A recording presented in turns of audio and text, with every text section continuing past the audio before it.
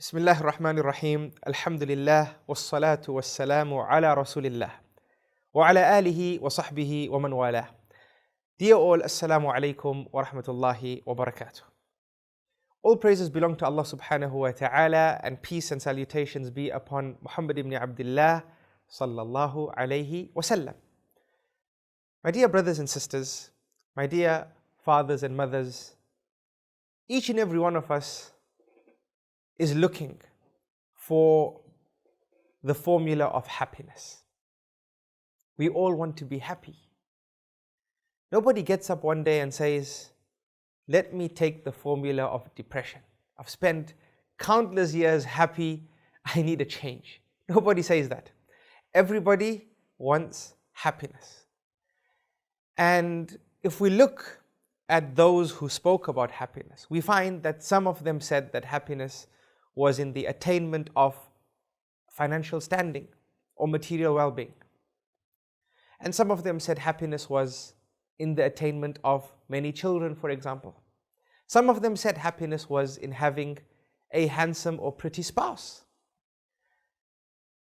But if we really research those who got what they wanted and thought was happiness, we find that they never really attained the formula of happiness. They might have attained a portion of what gains happiness, but in terms of attaining happiness and its formula in its totality, then they did not most definitely attain it, and they would testify to this themselves. Allah subhanahu wa ta'ala in His book, given that Islam is a complete way of life and has taught us everything good and warned us against everything bad, has indeed taught us the formula of happiness. Allah subhanahu wa ta'ala says, مَنْ عَمِلَ صَالِحًا مِنْ ذَكَرٍ أَوْ أُنْثَى وَهُوَ مُؤْمِنٌ فَلَنُحْيِيَنَّهُ حَيَاةً طَيِّبَةً لَا إِلَهَ إِلَّا اللَّهِ. Listen to this. Allah subhanahu wa ta'ala says, for the one who does good deeds, from both the males and the females, and they are believers, فَلَنُحْيِيَنَّهُ حَيَاةً طَيِّبَةً. Then for them, Allah subhanahu wa ta'ala will give a resilient life, a happy life, a fulfilling life. And the prize of living a life full of good deeds is not restricted to happiness in this world, rather it follows on into that which is known as the perpetual life. May Allah subhanahu wa ta'ala make us from amongst those happy both in this world as well as the hereafter. Ameen. So this here, O servants of Allah, is the formula of happiness. The formula of happiness. Allah subhanahu wa ta'ala has spelt it out for us. Happiness is attained by declaring the oneness of Allah and accepting the prophecy of Muhammad sallallahu alayhi wa sallam and living a life of good deeds, maintaining the do's and staying away from the don'ts. The do's as taught to us by Muhammad sallallahu alayhi wa sallam and revealed to him by Allah subhanahu wa ta'ala, and the don'ts as taught to us by our sharia as well. A person who treads this path and looks after this life will have that happy life that each and every one aspires to have. May Allah subhanahu wa ta'ala make us from amongst the happy. Ameen. In retrospect, Allah subhanahu wa ta'ala shares with us the formula of depression. Now I know we're not looking for it. Nobody wants to take the formula of depression, but let's hear what the formula of depression is, and let's ask ourselves, are we actually taking it without realizing it? What does Allah subhanahu wa ta'ala say about depression? Allah subhanahu wa ta'ala says, فَمَنِ اتَّبَعَ هُدَايَ فَلَا يَضِلُّ وَلَا يَشْقَى. That the one who follows my guidance, they will never ever complain, nor will they go astray, nor will they go or become depressed. And then Allah subhanahu wa ta'ala says, وَمَنْ أَعْرَضَ عَنْ ذِكْرِي. But as for the one who leaves my remembrance, leaves the teachings of the Qur'an, leaves his salah, is not diligent with the worship of Allah subhanahu wa ta'ala, then what is in store for them? Allah subhanahu wa ta'ala says, فَإِنَّ لَهُ مَعِيشَةً ضَنْكًا. Then for that person is a narrow life, a restricted life, a depressing life. Subhanallah. Clear cut. Depression is the net result of leaving the remembrance of Allah subhanahu wa ta'ala. Meaning leaving the teachings of the Sharia. It's like how we tell our children, if you study, you will pass. And if you don't study, you will fail. Right? It's clear-cut equation. Work hard equals success. Lack diligence equals failure. Allah subhanahu wa ta'ala spells it out for us very clearly here. Leave the remembrance of Allah, leave the teachings of the Sharia, and your life will be a life of depression. And it does not end here. The depression is not restricted to the sphere and atmosphere of this life that we live in. Rather, it will move on for this person to the perpetual life. May Allah subhanahu wa ta'ala protect us. Allah subhanahu wa ta'ala says, وَنَحْشُرُهُ يَوْمَ الْقِيَامَةِ أَعْمَى. This person will be raised blind on the day of Qiyamah. And this person will be shocked at his state on the day of Qiyamah. And will turn to Allah and say, رَبِّ لِمَ حَشَرْتَنِي أَعْمَى. Oh my Rabb, why have you resurrected me blind? وَقَدْ كُنْتُ بَصِيرًا. But I used to tread the life of the previous life, the world that I used to live in, whilst I could see. Allah will respond and say, قَالَ كَذَلِكَ أَتَتْكَ آيَاتُنَا. Just as our signs used to come to you, our ayat, our messengers, our reminders, everything that was from our signs, just as they came to you, فَنَسِيتَهَا. But you chose to forget them. وَكَذَلِكَ الْيَوْمَ تُنْسَى. Thus today you will be forgotten. May Allah subhanahu wa ta'ala protect us. What will be the state of this person really on the day of Qiyamah when he finds himself or herself in this particular situation? So this indeed is depression. And it's important that we set our paradigms right and understand what dictates depression and what dictates happiness. Some of us live a life doing that of depression and we think we're happy, subhanallah. We think we're happy, subhanallah. And we ask Allah subhanahu wa ta'ala to protect us from a great shock on the day of Qiyamah. So the formula of happiness is belief in Allah subhanahu wa ta'ala, accepting the prophecy of Muhammad sallallahu alayhi wa sallam, and doing good deeds. وَأَحْسِنْ كَمَا أَحْسَنَ اللَّهُ إِلَيْكَ. As Allah subhanahu wa ta'ala says, and do good as Allah subhanahu wa ta'ala did good to you. La ilaha illallah. Do good, speak good, listen to good, be with others within the realm of goodness.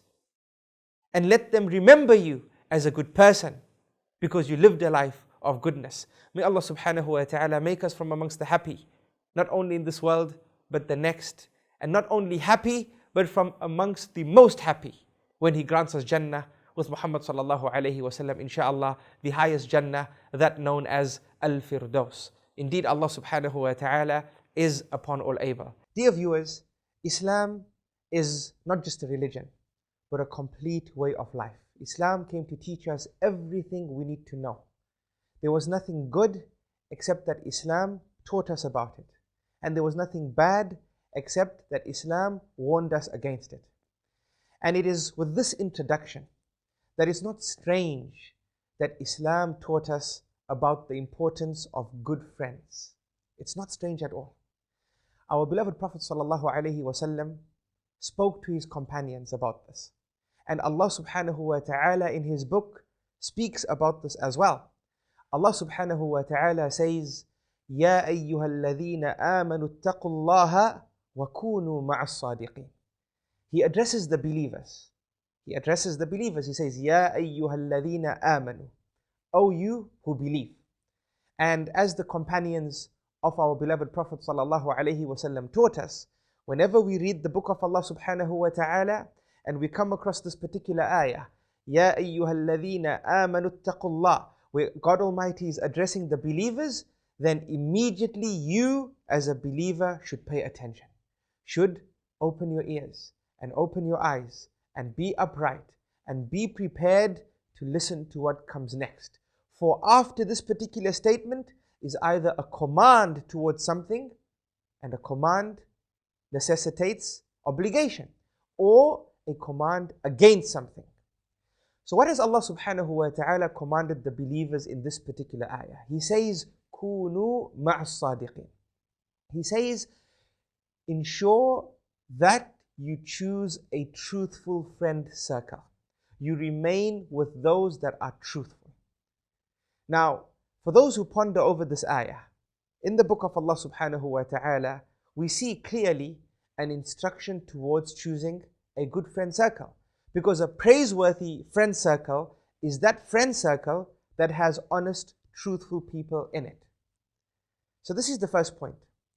The second point is what we find in the Sunnah, where our beloved Prophet ﷺ shared with us a wonderful parable, a wonderful analogy. He told his companions ﷺ that the example of a person who has a good friend is like a person who has a friend that sells perfume. When you go visit this perfume seller and you remain in his company, then it just may be that he is so generous and he offers you a bottle of perfume. Thus you benefit from him in a big way. And if he's not that generous, then he would take out some of his own perfume and offer you to use some. Thus you have still benefited.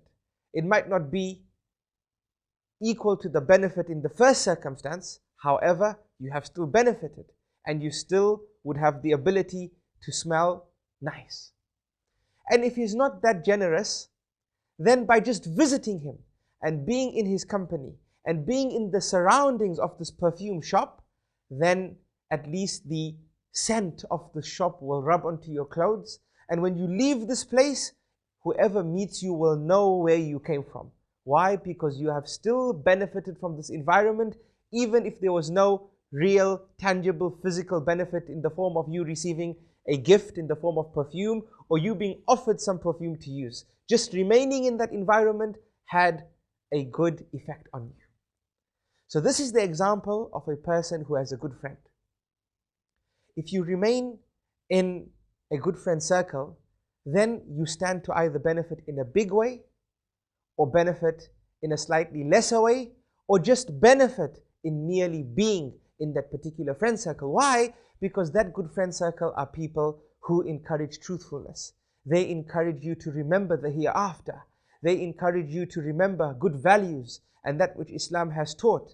And even if they don't instruct you directly, then it just may be that the content of discussion within that circle are these points, and by the way, you benefited from it. May Allah subhanahu wa ta'ala grant us a good friend circle. Then our beloved Prophet sallallahu alaihi wasallam went on and he described an evil friend circle and the evil effects of having bad company.